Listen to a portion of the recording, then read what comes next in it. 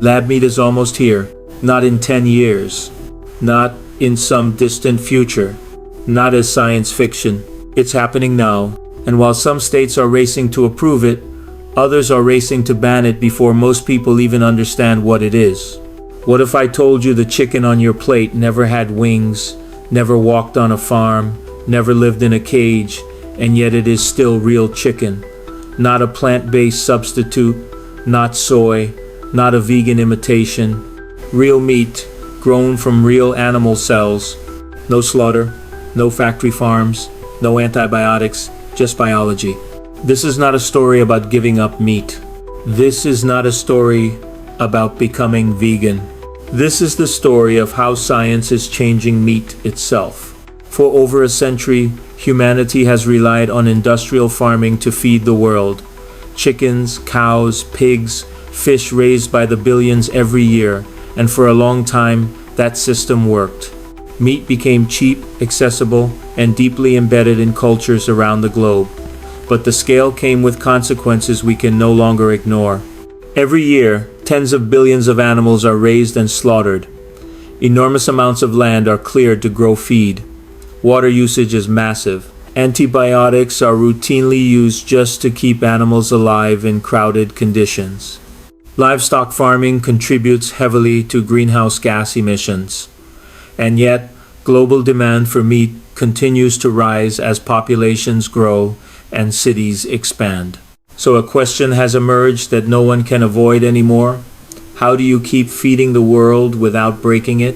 One answer doesn't come from farms at all. It comes from labs. Instead of raising entire animals, bones, organs, waste, and all scientists are learning how to grow only what people actually eat, meat. This is called cultivated meat, also known as lab-grown meat or cell-cultured meat. And despite how futuristic it sounds, the science behind it is surprisingly simple. It starts with a small sample of animal cells. No harm to the animal. Those cells are placed in a carefully controlled environment filled with nutrients, the same basic building block cells use to grow inside a living body. Under the right conditions, those cells do what cells naturally do. They grow, they multiply, they form muscle tissue. Over time, that tissue becomes meat. Chicken, beef, pork, seafood, real meat, grown without raising or slaughtering an animal. No genetic modification, no artificial meat molecules, no science fiction shortcuts. It's biology doing what biology has always done just outside the animal. Companies like Upside Foods are among the pioneers pushing this technology forward, but they are not alone. Around the world, startups and research labs are developing cultivated beef, pork, duck, lamb, and even fish using the same foundational science. This is where skepticism kicks in. People hear lab-grown meat and imagine something fake, unnatural, or unsafe. Something heavily processed, something that doesn't belong on a dinner plate. But here's the part most people don't realize. Cultivated meat is biologically identical to conventional meat. Same cells, same proteins, same fats, same structure. The only difference is where the growth happens. Instead of inside a living animal on a farm, it happens inside a clean, controlled environment designed to replicate natural conditions. Humans have been growing cells in labs for decades. Insulin for diabetics, vaccines, enzymes, life-saving medicines. We already trust lab-grown biology with our health and survival. Cultivated meat simply applies the same science to food. And that is exactly why this technology is so disruptive. If cultivated meat scales globally, it doesn't just add a new product to grocery shelves. It challenges an entire system. Industrial livestock farming, slaughterhouses, feed supply chains, antibiotic-heavy animal agriculture, trillions of dollars, millions of jobs, and decades of infrastructure are tied to the way meat is produced today. That's why resistance has already begun. In the United States, cultivated meat has received federal regulatory clearance, but some states have moved to block it anyway. As of now, states like Florida and Alabama have passed bans on the sale of cultivated meat, citing protection of traditional agriculture.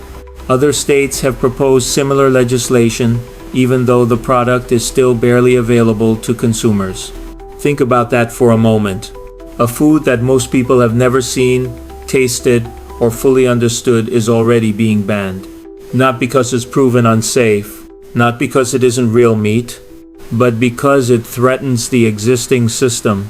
Safety, of course, remains the biggest question for the public, and rightly so.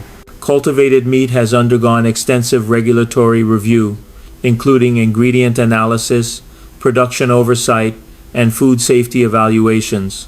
It is produced in sterile environments, requires no antibiotics, and avoids many contamination risks common in conventional meat processing. Ironically, lab-grown meat may end up being cleaner than traditional meat. For the scientists and companies behind it, this isn't about telling people to stop eating meat. It's about removing the trade-offs. They believe people shouldn't have to choose between enjoying meat and caring about animal welfare, public health, or the planet. Same taste, same experience, different consequences.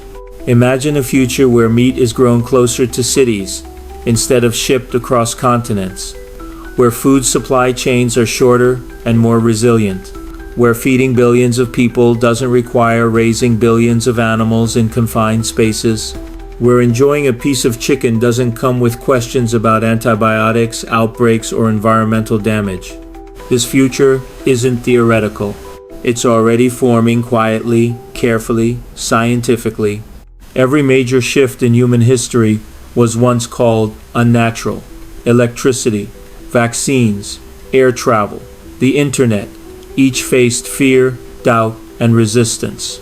Yet today, they are woven into everyday life. So the real question isn't whether lab-grown meat feels strange right now.